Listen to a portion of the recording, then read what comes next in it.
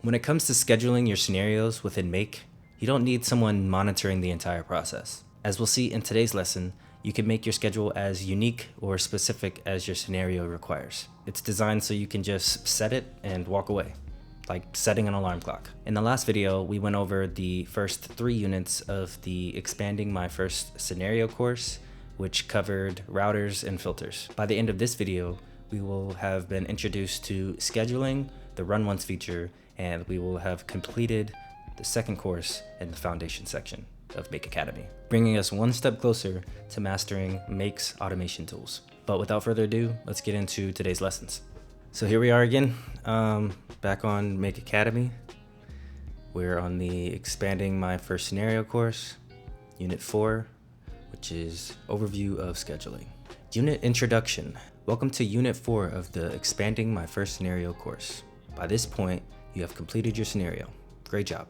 The following units will be focused on other elements that you need to know in Make.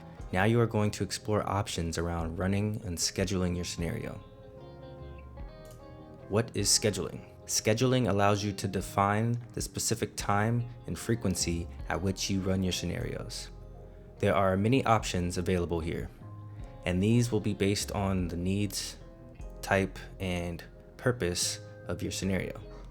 You can run your scenario at regular intervals, such as 15, 30, 45 minutes, once, a one-time execution on a specific date or time, every day at a set time, days of the week at a specific time, days of the month at a specific time, specified dates or time immediately when data arrives, or on demand via the Run Once button or an API call.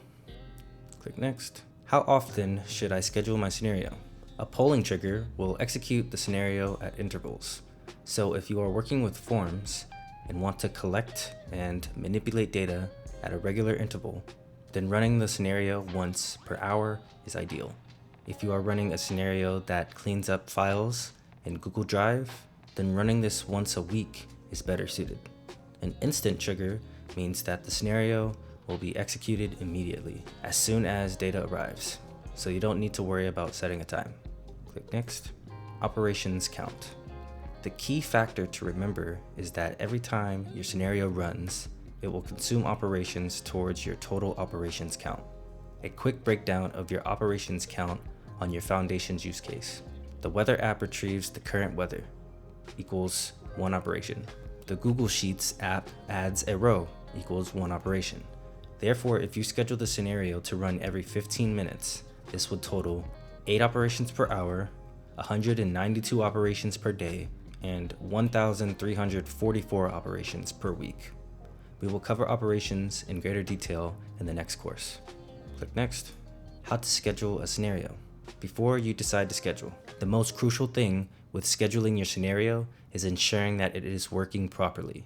This means ensuring that there are no errors when you select to run once, and that the data that you are working with is going where it needs to go. Once you are happy with your scenario, let's schedule it. Setting the interval. You can access scheduling in the bottom left-hand corner of the scenario builder. Clicking Schedule will bring up the configuration pop-up. By default, at regular intervals is selected. In the drop-down here, you can select your various options as previously mentioned. For your scenario, let's select every day and then type 9 o'clock and click OK. This will consume 14 operations in a week. It wants us to schedule the scenario for every day at 9 o'clock. You can just click on this little gray area here, every day at 9. Click Save, and it's gonna ask you if you want to activate your scenario. I'm just gonna click Not Yet. Save the scenario. Toggle on and off. The last step to activate the scenario is in the bottom left-hand corner of the scenario builder. Toggle the scheduling tab from off to on. You will know that your scenario is running when the purple on option is selected. Note, scenarios can also be toggled on and off from the scenario menu. So this is in the actual scenario, and this is in the scenario menu, which is here and here. Clicking next, and that's the end of the unit. That was a very short one. Love that. Now we're gonna go on to Unit 5, Run Once. Welcome to the final unit of the Expanding My First Scenario course and the Make Foundation learning path. At this point, you've created a scenario, learned about modules, mapped some content, and even added filters. If you've been following along, you now have a scenario that collects weather data every morning. Great job. The last topic in this course is about learning when to run once or run a module only. Reviewing what happens when you select Run Once. Selecting the Run Once button will execute your entire scenario. This will retrieve the weather and route the data to one of two paths. Note that the number of operations depends on the filters you may have set up. For example, running this scenario once would normally consume 2 operations, but depending on the filter, it could possibly consume only 1 operation. So like just how we covered in the last video, if the criteria that you set in your filters aren't met, then you could potentially have less operations. Data is generated from your source module.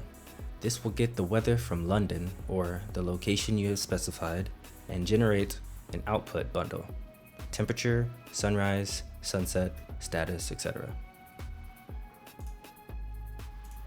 This is for the router. The data you have mapped is passed along the scenario to the router. It will first be passed to the top module and is met by a filter. If it does not meet the filter criteria, it will not be passed any further. It will then be passed to the bottom module. In the example here, it meets the criteria and is passed to the module, like we just talked about. For the Google Sheet, parts of the data that you have generated in the source bundle is mapped to the Google Sheets module. Out of all the items you generated in the source bundle, you are only mapping 4 of them here. They will be reflected in the Make Foundation use case Google Sheet. After selecting Run Once, the scenario will consume a total of 2 operations only if the filter criteria is met. Otherwise, it will consume 1 operation. Note that the scenario log will reflect the running order of a successful or failed scenario run. Any errors encountered in the scenario will appear in red. Click Next. Using Run Once at the ideal time. You can use Run Once when you are testing or executing your scenario in its near complete form.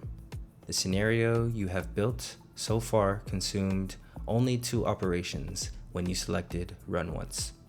But let's explore what would happen if you did that on a larger scenario.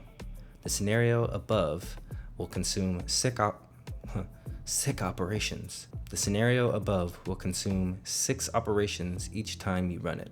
If the scenario is not set up correctly or is still under construction, running it can easily consume many operations.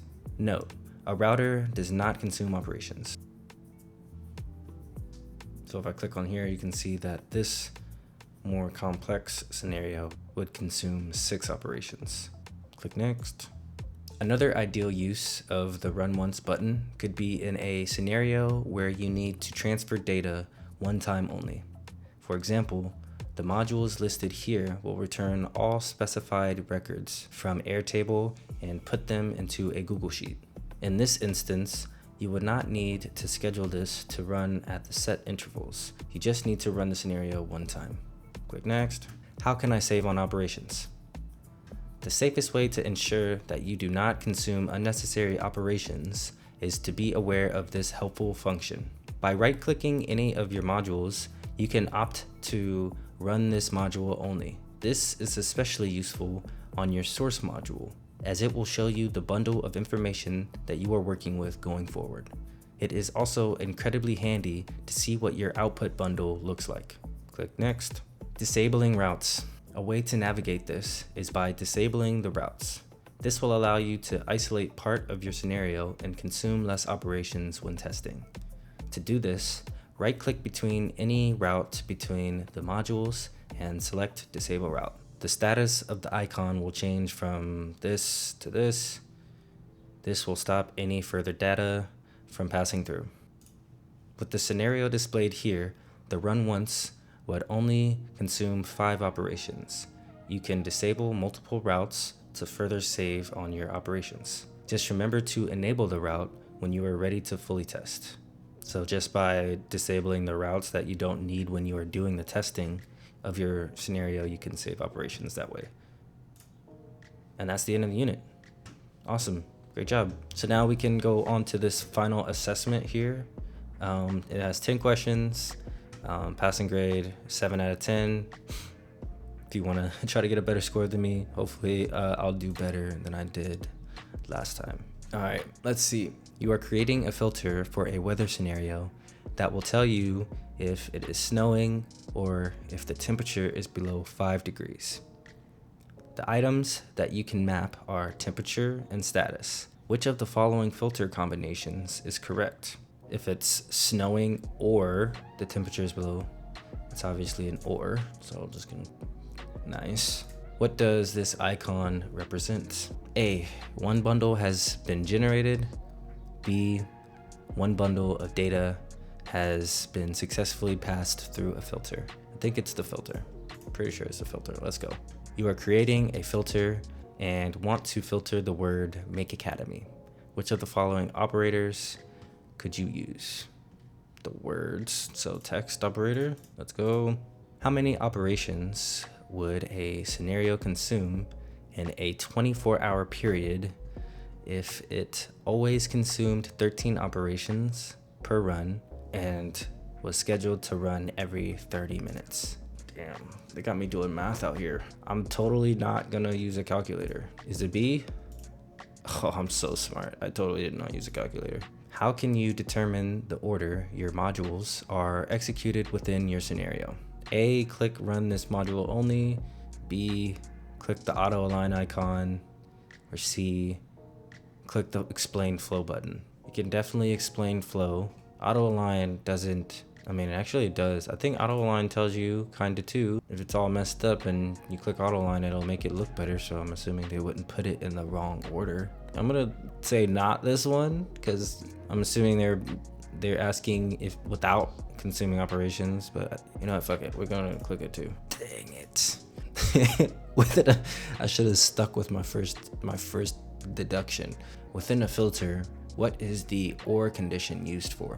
A, allow any matching condition to pass through the filter, or B, allowing pairs of matching conditions to pass through the filter. Or is pairs of matching conditions. So it's actually A, allow any matching condition to pass through the filter. Which of the following statements describes disabling a route? A, disabling a route prevents data being passed, but the connection between modules remains. Or B, disabling a route prevents data being passed by establishing criteria related to the data.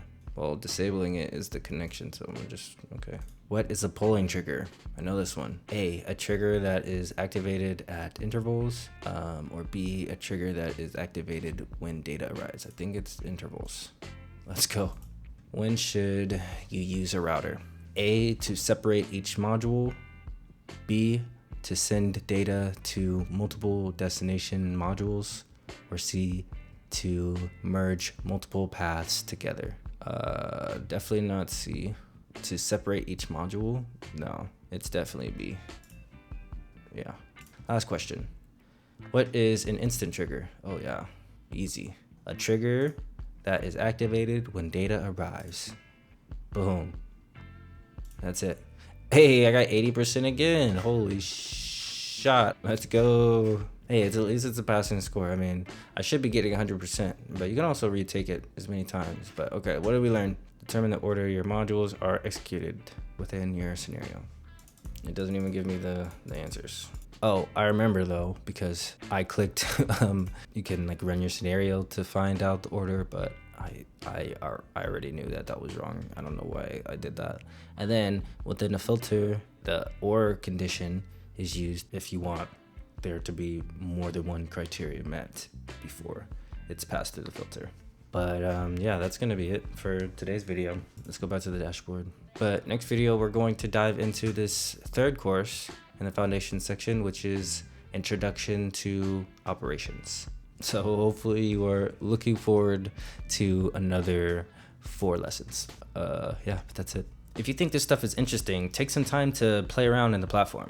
Don't worry about your operations or creating entire workflows. We're just learning the basics, taking our time, comprehending, and internalizing the information. In the next video, we'll be picking up right where we left off, the third course in the foundation section. But until then, if you found any of this interesting or you'd like to see more, please feel free to drop a like, comment your thoughts, or hit that subscribe button. It's gonna be it for me for today.